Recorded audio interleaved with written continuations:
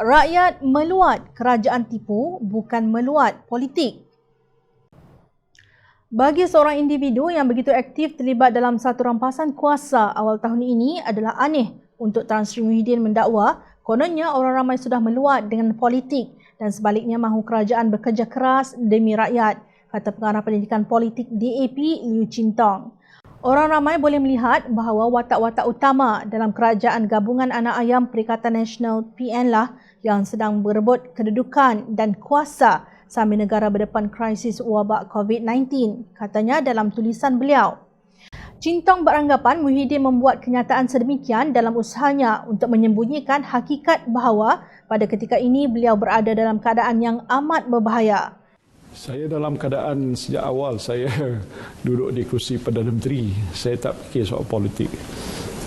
Soal pokok sekarang ni rakyat tak nak dengar dah. Saya dah tahu muak cerita-cerita tu. Yang mereka nak tahu apa kerajaan buat, apa Perdana Menteri atau Jemaah Menteri dan juga pentadbiran kerajaan yang ada hari ini laksanakan untuk menangani isu penting yang mereka sedang hadapi. Ini kerana Perikatan Nasional berpecah kepada 10 puak, iaitu 4 dalam Bersatu, 4 dalam UMNO serta 2 puak lagi ialah PAS dan Gabungan Parti Sarawak GPS. Chin Tong melihat dalam kalangan pemimpin UMNO hanya Datuk Seri Hishamuddin Hussein dipercayai oleh Muhyiddin. Sebaliknya, Muhyiddin akan mahu menghapuskan penyokong Mahathir dan mencari jalan supaya Bersatu tidak menjalankan pemilihan parti. Beliau akan mahu menghindar cabaran Mukhriz untuk kursi Presiden yang walaupun sukar untuk Menteri Besar Kedah itu menang, namun tidaklah begitu mustahil. Bagi mengabsahkan kerajaan Muhyiddin, beliau perlu menunjukkan bahawa kerajaannya bersih. Pengundi, terutamanya golongan penentu atas pagar dalam kalangan orang Melayu, amat menghargai soal integriti selain soal kesejahteraan ekonomi, ujar Chin Tong. Muhyiddin, kata Chin Tong, perlu menunjukkan kepada pengundi bahawa beliau komited membantras rasuah dengan membiarkan keadilan terlaksana supaya Datuk Seri Najib Razak, Datin Seri Rosmah Mansor, Datuk Seri Tengku Adnan dan Datuk Seri Zahid Hamidi disumbat ke penjara apabila mereka didapati bersalah atas tuduhan rasuah di mahkamah. Jika tidak, beliau tidak akan meraih keabsahan moral kerana melancarkan rampasan kuasa terhadap Kerajaan Pakatan Harapan yang dilantik secara demokratik. Masalahnya, mampukah beliau berbuat demikian tanpa diserang UMNO? Soal Chin Tong. Sementara itu, desas-desus menyebut penggerak langkah Sheraton, Datuk Seri Azmin Ali, mungkin menubuhkan parti baharu memandangkan beliau tiada tempat dalam Bersatu yang berpecah itu. Chin Tong berpendapat Muhyiddin hanya memiliki sokongan 113 atau 114 kursi maksimum.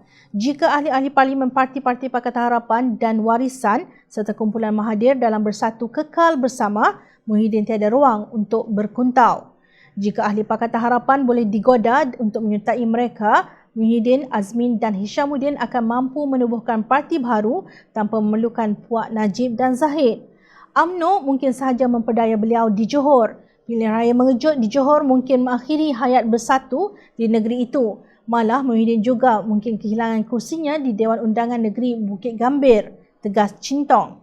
Anda boleh bersetuju atau tidak bersetuju dengan pandangan pengurusi DAP Johor ini. Tetapi melihat daripada senario tuntutan demi tuntutan oleh UMNO untuk mendapat tempat dalam kerajaan serta kecaman mereka terhadap Azmin Ali jelas menunjukkan wujud buaya di dalam air Perikatan Nasional yang nampak tenang ini. Jangan lupa kepada 3 kingmaker di Sabah yang menang sebagai wakil parti kecil, iaitu Datuk Maximus Ongkili, PBS, Arthur Joseph Kurup, PBRS dan Datuk Dr. Jeffrey Kitingan, STAR. Adakah kesetiaan mereka boleh dipercayai? Anda tidak perlu ada ilmu sains roket untuk melihat pemain politik yang bergabung dalam Perikatan Nasional.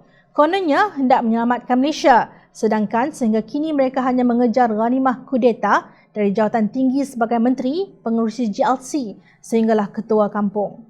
Janji bakul bantuan makanan yang sepatutnya RM100 untuk orang miskin itu pun tipu. Ini kan pula janji untuk memartabatkan Islam.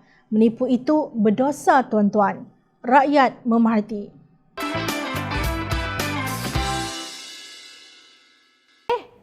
Hai! Jangan lupa klik kanan untuk rentasan berita, klik kiri untuk keratan berita dan jangan lupa untuk subscribe kami tau.